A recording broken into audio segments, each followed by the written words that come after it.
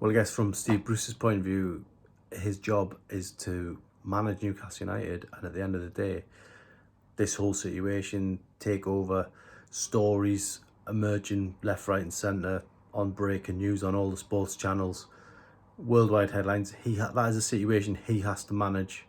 As a head coach of Newcastle, he's got to go in, he's got to motivate his players, and he's got to come up with a solution to work around the problem, regardless of the fact that even the club he's working for have refused to come out and say anything on the record. So that's a big problem for the club, really. But from Steve Bruce's point of view, he knows that there could be 9 Premier League games coming up, and for the moment he has to motivate the troops, if you like, and they're all back in training now. They've had the tests, and they're trying to get through phase 1. So very difficult for any manager when there's new ownership on the horizon, but for Steve Bruce, he just has to manage that situation. Well, we've seen yesterday all over social media more claims that the deal is close to completion, and I guess until this actually gets announced, you're going to have 2 or 3 people every day claiming that, you know, it's imminent or whatever.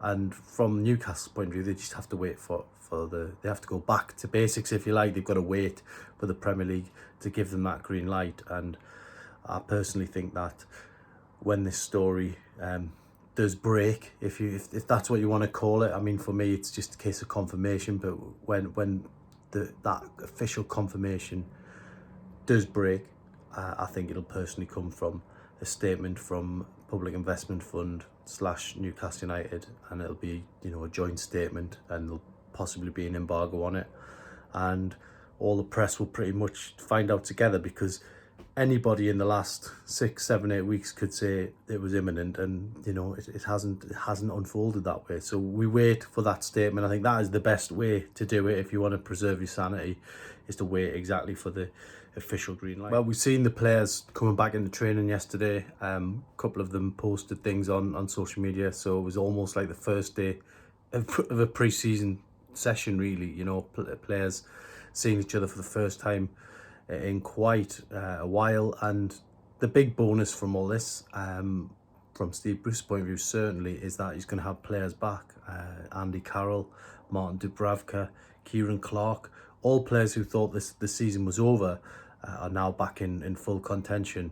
So if they can get on to phase 2 of the training, which is where they'll have contact and play small-sided games to try and somehow get them ready for the Premier League, then hopefully we'll see a clean bill of health, and Newcastle in a good position to finish the season off strongly.